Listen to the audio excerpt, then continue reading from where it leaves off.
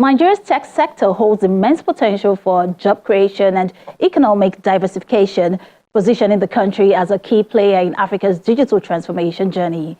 With a growing tech-savvy youth population and government policies in place, there are opportunities for local startups to scale globally and attract both local and foreign investments. The U.S. Consul General Will Stevens is enthusiastic about the growing collaboration between the United States and Nigeria when it comes to technology. And in my conversation with him, it talks about having increased support and resources to facilitate more cross-border ties between both countries.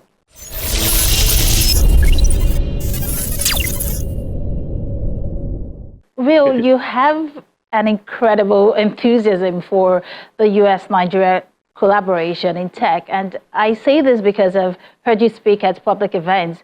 However, recently there was the U.S.-Nigeria Binational Commission in Abuja where you spoke. And of course, you also gave a talk at the Lagos Business School on thriving in the digital age. Now, let me ask you this. How exactly is the U.S. government supporting Nigeria's tech industry? Yeah, the U.S. government has been, since the Biden administration announced the digital transformation with Africa at the U.S.-Africa Leaders Summit in December of 2022, we have been pushing hard to continue to grow the tech ecosystem. And I got to be honest with you, it's been a pretty easy thing to do in Nigeria because of the deep, deep ties between the United States and Nigeria in the tech space. Something like 70% of the venture capital that comes into Africa comes from the United States. And we believe that somewhere between 40 and 60%, depending on the year, of that VC flows right here into Nigeria.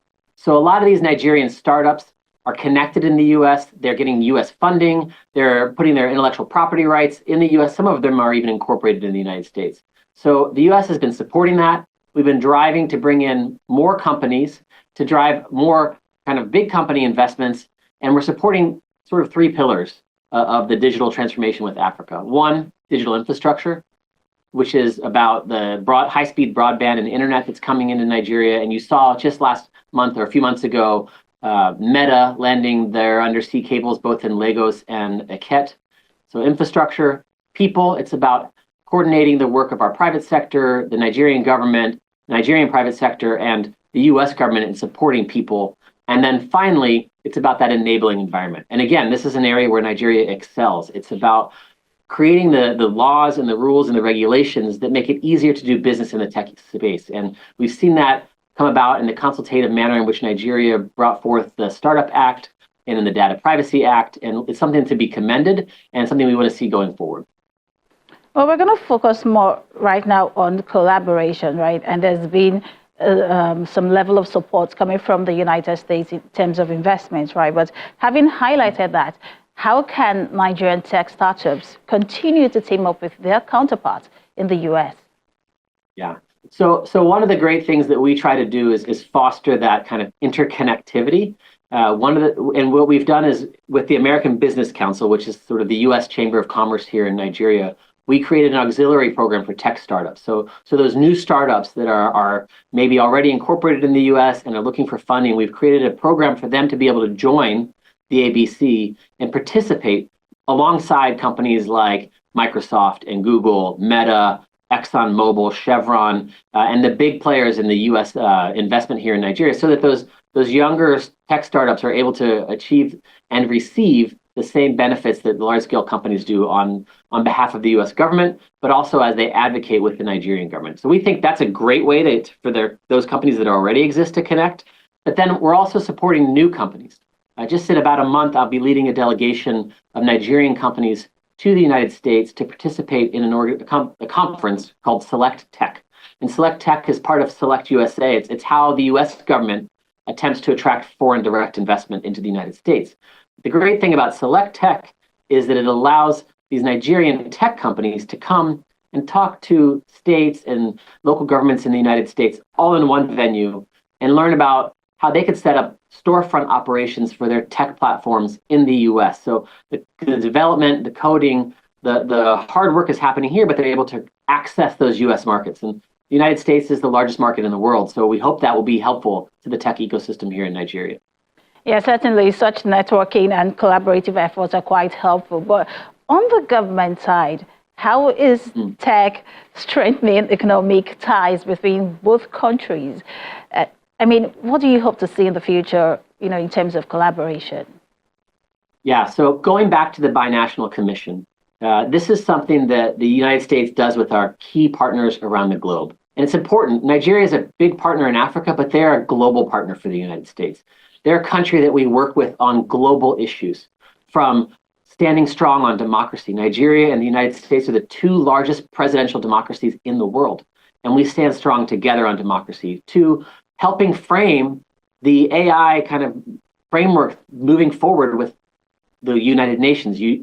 Nigeria joined the United States in co-sponsoring at the United Nations sort of the rules of the road, so we can lay up a foundation together. So one of the things that came out of the Binational Commission was a commitment for the US government to host, together with Nigeria, a conference on artificial intelligence in July right here in Lagos. So we'll be bringing in key experts from across the United States and US government to come and talk with Nigerian experts, both about frameworks in the legislative space, how we can continue to collaborate in international fora, but also how we can start to work on co-creation and research and development right here in Nigeria. So that was one of the key takeaways of the BNC.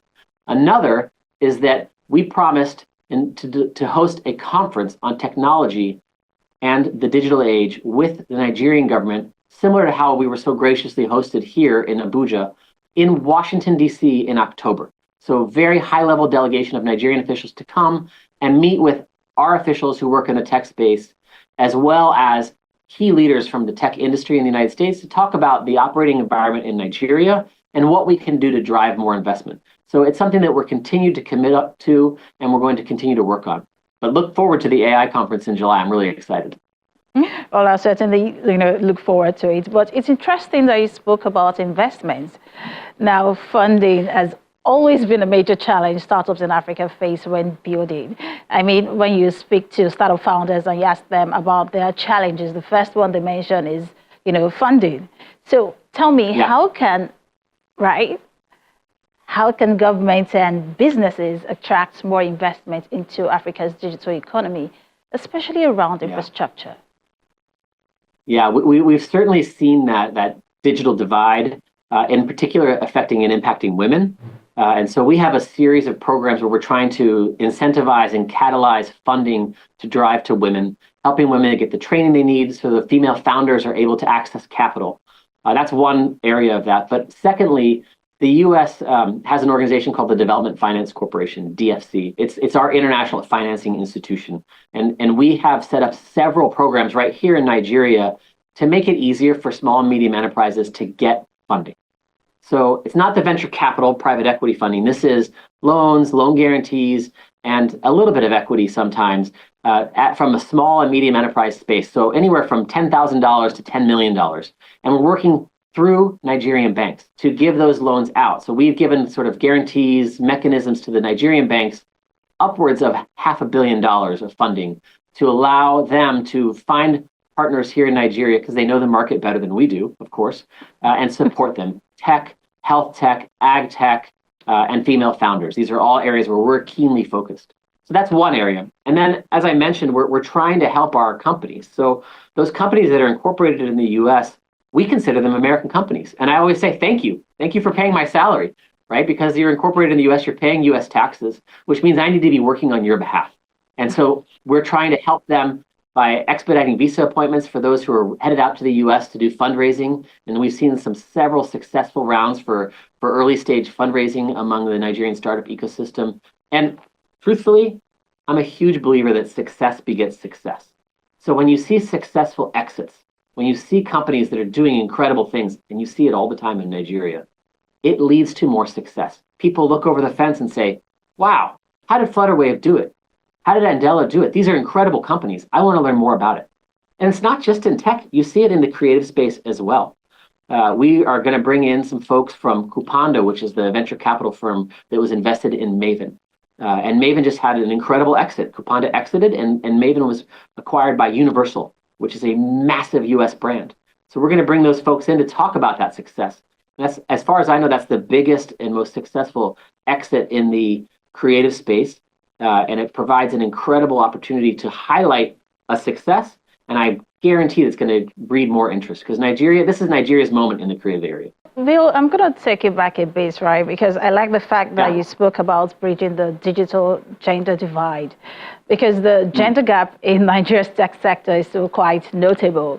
And according to 2023 World Economic Forum report, women make up 22% of the tech workforce in Nigeria, which is a larger gender gap than the global average of 28%.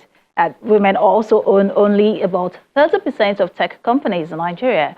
What steps should be taken to boost women's participation, in the digital economy? Yeah, it's something that we have been working on with the Nigerian government and continue to invest in women founders. And that starts not just in the tech ecospace, but in a variety of fields. So we run a program here called the Academy of Women Entrepreneurs that every year takes 50 to 80 Nigerian female founders and helps them go from ideation to pitch readiness to funding. And that can be in small businesses that are doing, beauty products, to small scale manufacturing, to tech startups, to creative enterprises. And these women get training in a U.S. graduate school of business remotely. And then after 6 months of training, they're able and ready to receive grant funding. And many of them do get about $10,000 to $25,000 startup grants to get their companies going. And I love to see these women being so successful. So again, highlighting the successes, continuing to double down on investment, and bringing in more women into the space will drive more investment. And we see it. Serena Williams invested in a venture capital firm that focuses solely on women founders in Nigeria. So you have high-level Americans recognizing the potential and driving investment here as well. Well, we certainly need more interventions for women-led startups, but on a larger scale right now, what exciting opportunities do you see for growth and innovation in Nigeria's digital economy? Yeah, I think Nigeria is poised to play a leading role in the AI revolution. I think when you talk about the US-Nigeria relationship, it is a relationship that's very strong on the government-to-government level, but it's even stronger on the people-to-people level. There are 700,000 Nigerian Americans living and working in the United States. They're the single most successful diaspora group in the United States when it comes to income levels and education levels. And they're the ones who are driving that investment. They're connecting with US companies, Microsoft, Meta, Google, Amazon Web Services. They're working there. And then when they come back into Nigeria, they're driving investment. So Nigeria is poised to take advantage of it and to, I think, continue to lead on the African continent and on the global stage. Well, thank you so much, Will Stevens, U.S. Consul General. It was such an incredible conversation with you. Thank you so much for joining us. Great chatting with you. Great chatting with you. Thanks. Take care.